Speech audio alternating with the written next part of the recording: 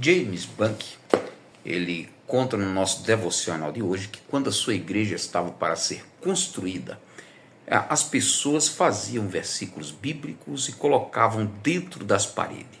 Eles escreviam nas colunas, escreviam nas paredes vários versículos bíblicos, várias orações, várias mensagens de fortalecimento, de encorajamento. Qual o objetivo disso? Dizia ele, quando fosse no futuro, as próximas gerações, a gente não sabe o que aconteceria com o templo, se derrubasse, se fizesse alguma outra coisa, as próximas gerações estariam vendo aqueles versículos bíblicos enrolados na parede, estariam lendo as mensagens que os outros haviam deixado para ele. Meus irmãos, a paz do Senhor, tudo bem com vocês? Família, tudo bem? Espero que sim. Mais um devocional diário da AD Rolinés. Hoje eu estou falando um pouco baixo, estamos hospedados aqui no centro de São Paulo, então tem que respeitar os espaços e os limites das pessoas. Mas hoje é dia 17 de abril de 2025 e esse é o nosso devocional diário da AD Rolinés. O tema é buscando ou lembrando de louvar.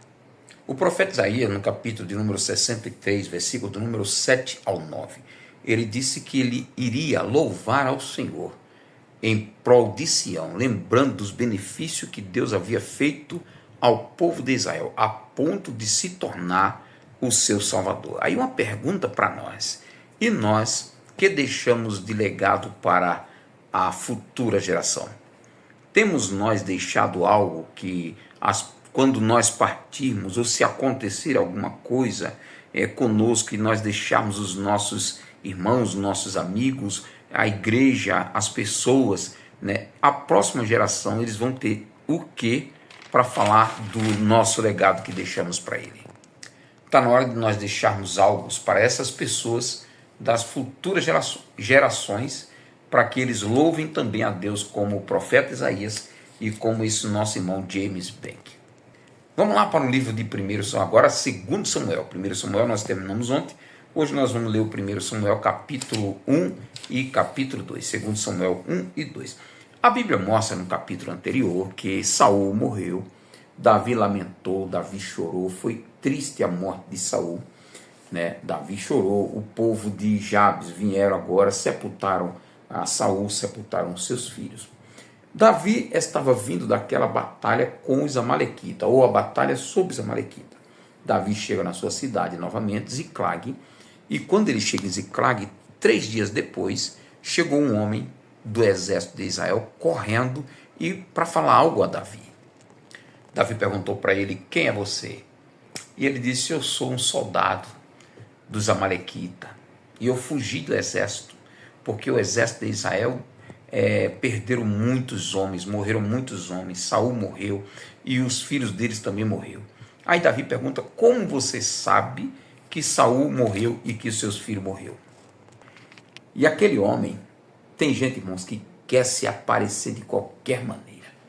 Aquele moço, ele chega para Davi e começa mentindo para Davi. Ele disse para Davi, eu vi Saul e ele estava encostado na sua espada, quase morrendo, e ele me chamou e disse, me mata, me perguntou quem era eu me identifiquei para ele, disse, me mata, para eu não cair na mão desse incircunciso. Então eu arremeti contra ele e o matei, pensando ele que era isso que o Davi queria, pensando ele que Saul era o inimigo de Davi. Irmãos, aí tem pessoas que mentem adoidado querendo aparecer. Eu já ouvi logo cedo que quem quer se aparecer tem que colocar uma abóbora bem grande e sair no meio da rua na cabeça, não é verdade? Foi querendo se aparecer que aqueles 2 filhos de Arão morreram. Eles foram oferecer fogo estranho ao Senhor para mostrar que Deus também era com eles. Foi querendo se aparecer que os filhos de Seva tentaram expulsar os demônios. E os demônios disseram para ele, nós conhecemos a Paulo e nós conhecemos quem é Jesus, mas vós quem sois? E avançaram em cima deles e foi triste para eles. Tem um monte de gente aí querendo se aparecer. Aí Davi, depois que ouviu essa notícia, rasgou a roupa, rasgou as vestes, os soldados também rasgaram as vestes, e Davi disse para um dos seus soldados, arremete contra ele e mata-o. E disse para aquele homem, para aquele soldado que trouxe essa notícia, Você está morrendo pelos teus próprios pecados. Foi você que declarou com a tua boca que você tinha matado o ungido do Senhor. Quem é você para matar o ungido do Senhor? E mataram aquele homem. Em seguida, diz o texto bíblico que Davi fez a composição de um hino falando sobre a valentia de Jonatas, a valentia que tinha Saul. Davi disse que Saul, ele nunca ia para a batalha e voltava de mão vazia, sempre voltava vitorioso. Davi disse que o arco que Jonatas usava nunca foi um inútil. Todas as vezes Jonatas usava. Ele fez um hino, né? E esse hino ele disse que todo Israel tinha que aprender, todo o povo tinha que aprender. E uma das estrofes do hino ele disse que não podia anunciar em Gate que mataram Saul ou que Saul havia morrido. Isso é amar o ungido do Senhor, não é verdade? Agora vamos para o capítulo número 2. No capítulo número 2, Saul agora morre e Davi fica livre para assumir o reinado e para ir para onde ele quisesse. Aí a Bíblia diz que Davi sempre buscava a orientação de Deus. Davi disse: Senhor, eu devo ir ou não para Israel? Devo não voltar? E o Senhor disse: deve ir. Aí ele disse: para qual cidade? O Senhor disse: para Hebron. Aí Davi pega aqueles 600 homens que eram seus soldados e vai para a cidade de Hebron.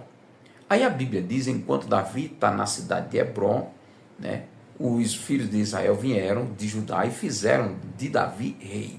Só que Abner era comandante do exército de Saul. Abner pega Isbosete e faz Isbosete rei. Olha só, ele unge Mefibosete, né, ou Isbosete. Ele unge Isbosete rei. E do outro lado tem agora Davi também, que está ungido rei. E agora, como é que vai ficar? Uma nação, um país, um só povo com dois reis. Dizem que cachorro que tem dois donos morre de fome. Diz que cobra de duas cabeças nem morde para um lado, nem morde para o outro. E aí, como é que vai ficar? Aí a Bíblia diz que de um lado está Joabe, comandante do exército de Davi. Do outro lado está Abner, comandante do exército de Isbosete. Aí a Bíblia diz que um chama o outro para uma batalha, para um combate, para um brigar contra o outro. E 12 homens, 12 soldados, começa aquela guerra, começa uma confusão e começa homens e mais homens morrer. Um matava o outro, matava o outro. Aí de repente Abner, graças a Deus, Deus deu entendimento e Abner gritou para Joabe, disse: Joabe, até quando nós vamos matar uns aos outros? Somos todos irmãos, Joabe. Aí Joabe disse: olha, se tu não tivesse falado isso, eu te garanto que até amanhã de manhã a gente não cessaria de continuar te perseguindo. Mas uma coisa me chamou a atenção nesse capítulo é que quando diz que Davi sai da cidade de Ziclag e vai para Hebron, a mando de Deus, a Bíblia diz que ele leva consigo as suas duas mulheres, e essa é a terceira vez que a Bíblia diz, e levou também Abigail, a que foi mulher de Nabal. Tá vendo, irmão? Nabal vai ser lembrado muito tempo, porque foi um homem de coração duro. Deus pegou a mulher dele e deu para Davi. Às vezes tem tanto homem de coração duro, sabe? Eu vou falar uma coisa para você, meu irmão. Deus está temperando a sua vida. Ou você se rende a Deus e cuida bem da tua esposa, do teu lado, da tua família, dos teus filhos, ou Deus vai te matar, vai pegar a tua mulher e vai dar para outro. Quem lê e ouve, entenda. Agora vamos para o livro de Lucas, capítulo número 14, versículo número 1 ao 24. A Bíblia diz que Jesus foi convidado para um jantar na casa de um fariseu. Mais um jantar na casa de um fariseu. Quando Jesus estava lá na casa do fariseu, apresentou-se lá um homem que tinha um problema. Ele estava inchado e aquele dia era sábado. Jesus, vendo aquele homem todo inchado, perguntou para os fariseus e para todos que estavam lá, né? Ele disse: é lícito curar no sábado? Todos ficaram calados. Jesus disse: vem cá. O homem veio, ele disse: você agora já está curado. E o homem vai embora curado. Aí Jesus continuou dizendo assim: vocês não trabalham no sábado, né? Como se fosse uma palavra para... Vocês não trabalham no sábado, né? Se o teu filho, né, tiver doente ou tiver no buraco, tu não vai tirar? Se o teu animal tiver com sede, alguma coisa, ou tiver preso, tu não vai tirar também? Então você não trabalha no sábado, né? como se fosse uma, como é que se diz aí, uma charada. Em seguida, Jesus percebeu que naquele jantar, naquela festa, havia um fariseu que começara a escolher os melhores lugares. Aí Jesus disse, olha, vou dar uma orientação para vocês aqui, tá? Jesus, irmão, ele dava aula de etiqueta, como diz, né? Jesus disse, olha, vou dizer uma coisa para vocês, quando vocês forem convidados para uma festa, para um jantar, para algum lugar, não fica procurando os melhores lugares não, viu? Por quê? Porque se o dono da festa tiver um amigo mais chegado dele, ele pode dizer para você, ô amigo, sai daí, senta lá atrás e deixa o fulano sentar aí, então você vai ser envergonhado na frente de todo mundo. Então você sente lá atrás, porque de repente ele te vê sentado lá atrás e diz, fulano, vem para cá, aqui tem um lugar melhor. Aí você vai ser honrado na frente de todo mundo. Por quê? Aquele que a si mesmo se humilha será exaltado, e aquele que se exalta será humilhado. Que aula, né? Jesus olha agora para o fariseu que eu havia convidado e dá uma orientação também. Só você que me convidou aí, ó. Quando você fizer um jantar, não convida os teus parentes, os teus irmãos, os teus amigos, porque eles também vão te convidar e você recebeu a tua recompensa. Você deu jantar e recebeu outro jantar.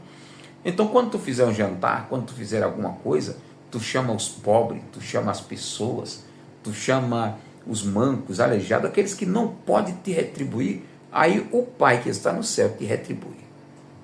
Aí quando alguém ouviu ele falar isso, aí gritou, oh, será uma bênção jantar no reino dos céus, será uma bênção sentar lá na mesa nos céus e comer. Aí Jesus disse assim, deixa eu lhe contar uma outra coisa. Um certo homem, ele fez um jantar, fez um banquete. O reino dos céus é assim, fez um banquete, fez um jantar e mandou chamar muitos convidados. Mas no dia do jantar, mandou o seu servo chamar os convidados e disse, olha, os bois já estão mortos, está tudo preparado, a festa vai começar, vamos. E cada um começaram a arrumar desculpa. Um disse, casei-me, não posso ir, me desculpe. O outro disse, eu comprei um campo, não posso ir, me desculpe. O outro disse, eu comprei 5 juntas de boi, eu preciso experimentá-lo, me desculpe, não posso ir. Aí Jesus disse que o pai, né, aquele homem da festa, mandou os convidados chamar pelos becos, pelos valados, todos os mancos, cegos, aleijados, todo mundo para entrar na festa. E ele disse que todos vieram, a casa se encheu, mas ainda havia lugar. A casa de Deus nunca se enche, está cheia de manco, está cheio de cego, está cheio de pessoas ex-drogado, ex-bebum, ex-pingunço, ex-traficante, ex-macumbeiro, ex-cheirador de pó, ex-cheirador de maconha, ex-tudo. A casa de Deus nunca se enche desse ex e ainda tem lugar para você. E eu vou deixar aqui mais uma vez o convite. Quando você for na cidade de Joinville, Santa Catarina, nos procure. Nós estamos ali na De Rolinés, Rua dos Mecânicos, número 110, num bairro chamado Paranaguamirim. É uma bênção de Deus. Eu quero te encontrar lá e você comentar desses vídeos para a gente dar risada junto e adorarmos ao Senhor. Essa vai ser o que eu vou deixar para adorar o Senhor nas próximas gerações. Grande abraço. Deus abençoe a sua vida, a sua família. Amanhã temos mais.